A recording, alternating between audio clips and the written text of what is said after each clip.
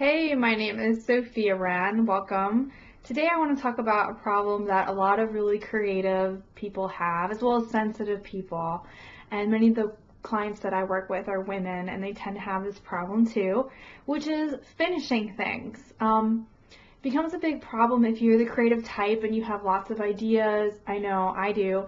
And you want to bring something into the world that's going to make a difference. It's going to change something. It could be someone's life, or it could be your business. It could be your life. Maybe all of the above for some of you. And I know how difficult it can be. And I know how fulfilling it can be when you finally can get things finished. But there seems to be a lot that keeps us back. So in this video, I'm going to talk about one really simple thing that makes a huge difference in really being able to follow through and finish things that you're committed to creating and bringing into the world. So my name is Sophia Ran, if we haven't met. I'm a writer, I'm a singer, I'm a multi-passionate healer with many different modalities. I'm an intuitive consultant, tested by a third party for being accurate with my intuition. I can help people I've never met before find new insight into their life. And it's my aim to be a transformational person, to help people to heal and grow into their life purpose, speak up what they really think and feel, and achieve those dreams of theirs easily. So I'm really, really dedicated to helping you to know what to do next. And I think that's where a lot of people get stuck is, oh my God, there's so many ideas, there's so many things, there's so many commitments that you have in your life. Sometimes the commitment to ourselves and our own projects gets to be last. And I think that's a big part of why a lot of us feel unfulfilled. As sensitive, creative women especially, we feel unfulfilled because we've kind of let our, I think of as pots on the stove. There's so many things on the stove right now, you're cooking for other people, that you've taken yours off and you haven't really, you've been cooking so long you don't realize you never actually sat down to have a full meal that really nourishes you and fulfills you and satisfies you on that deep level that you need to keep going, to keep helping other people, to keep being a good friend, a good partner, a good employee, however you are relating to the rest of the world. You want to do a good job. But all of us have, I like to think of it as like a blueprint, a recipe for success that's just been bred into us. It's just born into us. It's like a rosebud is eventually going to become a rose. It just needs a few ingredients to bloom properly and to be at its most beautiful. And that's what we need to give to ourselves most of all. And we cannot get upset if we're not having it because of other people's actions. We need to clear some space and put that pot back on the stove. We need to decide that we're going to turn towards the light and we're going to let ourselves bloom. I'm using a number of analogies because a lot of times, especially for ladies, it just helps us to think in a new way. And so I want to talk to you about your commitment to yourself and your dreams. Now, this gets to be a little bit complicated because we have a lot of commitments these days. I have a billion commitments. I was thinking about this topic all week and today especially before I created this video, and I was thinking, God, I have so many commitments. I've got commitments to my partner, I've got commitments to my family, I've got commitments to my friends, and to being a womankind and mankind, and to my pets and to my landlord. And gosh, it really starts to feel overwhelming when I start to think about all these commitments that I have. But I think that what I'm really talking about today is the commitment that we have to something that is big, can be difficult, but is something that won't leave us alone. It's kind of like a calling, if you will. It's a vision or a drive or an urge to create or to finish something in particular. I'm going to use the word finish just to demonstrate that there is a process that you would need to go through to really get this thing, whatever it is for you, to a sense of completion, fulfillment, satisfaction, like kind of the end. Although it might not really be an end, it might just be a beginning. But for you to know that you've really done this commitment and really fulfilled something for yourself, you need to get to a certain point. So how committed are you to getting yourself across the finish line for you.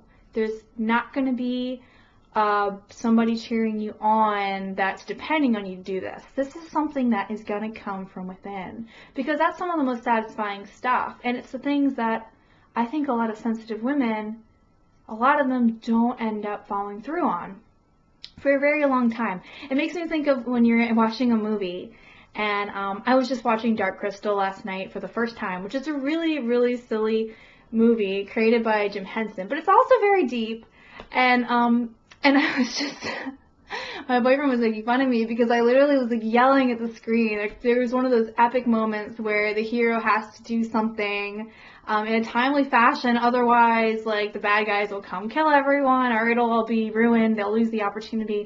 And I'm just like, do it, no, you need to go, do it, what are you waiting for, what are you waiting for, what are you waiting for? And like, I realize that's kind of like all of us. We have this hesitation period, and it can be shorter or it can be longer. I know that I've been writing my book for several years, and I've had a lot of gaps in really getting it out there, but yet I'm committed to myself. I have a commitment that I believe that women do need to give to ourselves, and before we can give to other people, really. I know that doing the work I'm doing as a healer, I have to be really doing my own work. I know that as an intuitive person, I have to be following my intuition. I'm committed to those things, and so by the nature of it, I have to be committed to listening to my own inner voice, and it's saying, like, you need to write this book, and I'm not going to let you write any other thing. Miss loves to write until you publish this. So I'm committed. The name of my book is From Doormat to Dominatrix and Beyond. It's all about freedom. And the reason why I have shaken on my commitment is because I've been afraid of what other people might think. I think that's huge for women. I think that's huge for sensitive ladies. And creative people, if they've had any past in this life or a past life where they have been attacked for their beliefs or attacked for their creations or criticized overly, they can feel really unsafe to put themselves out there. And I think that we really want our family to understand what we're doing, really want people in our community to understand what we're doing, and if we're really innovative and really, really amazingly ahead of our time, then they might not be demonstrating support at an early stage in the game. So if we're really committed to ourselves, we kind of have to accept that it's going to be kind of tricky and emotional for us to get through this point. We're going to have to accept that there's going to be moments of hesitation where, we might end up yelling at ourselves later, like, why did you hesitate? We might have to accept there's going to be critics in our life. We might have to accept that, like, some relationships change over time. Some of them get stronger, some of them get weaker. Sometimes when we put things out there, we attract new people into our lives that get us on an even deeper level. And we have to accept that we're going to grow so much into the person that can handle all these things later on. And then we have to accept that we're going to need to change a little bit, that the world we're living in is going to need to change. And we have to just be okay with that. I think that acceptance is the most important ingredient to finishing things. Acceptance of the process, as it really is. And I'm a positive person, but like, it's not always piece of cake to sit down and work on my book. I love it to pieces. I want it to be out in the world. I don't really like editing. I like writing, but it's a part of the process that you have to do all these different steps to get to the publishing part of it. It's just a part of the process. You're going to have whatever you're doing. If it is at all worth going after, there's probably going to be uncomfortable moments, difficult times, and you have to ask yourself, am I really committed to this? Am I really committed to just dealing with it? Today I went to go drop off a letter at the post office. Post office was closed at 4 o'clock. I was like, what post office closes at 4? Anyway, was I really committed to mailing that? I was. I left the house specifically for that.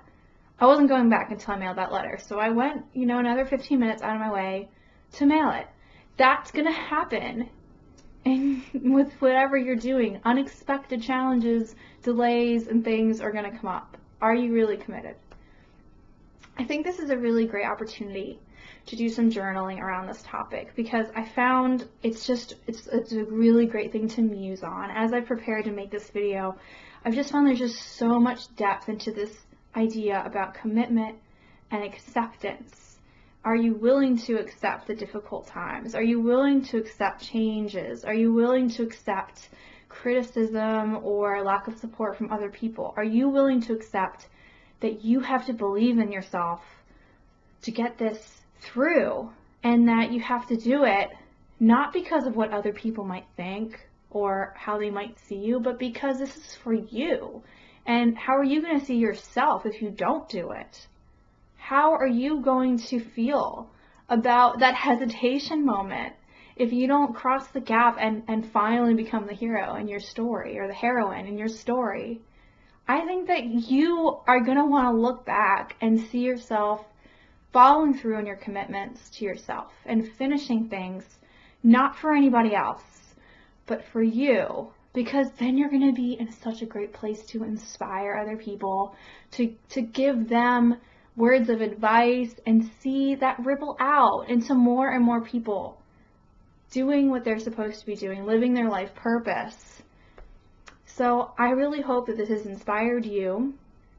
I'm available to help people deepen in this journey, but I'm not super available. I'm really committed to my book right now. So I am also developing a sacred writing program if people just want to dip their toe into exploring what their life purpose is, what they're really supposed to be doing right now, what they're really thinking and feeling that needs to be expressed. There's so many things that writing can do.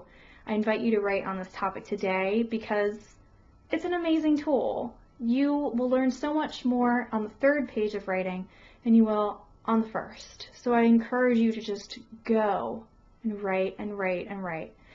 And there'll be more information soon about the sacred writing experience that I've been creating, because I'm very committed to that, let me just say. And you can find more information about me at sophiawren.com. But please like this video if you like it. Leave a comment about what you're committed to. I would love to hear it. I think it would be a great gesture to yourself to shout it out and put it out there. I would also love it if you would subscribe to my YouTube channel so you can get more cool videos. And if you want to go to sophiawren.com, you can sign up there's a pop-up.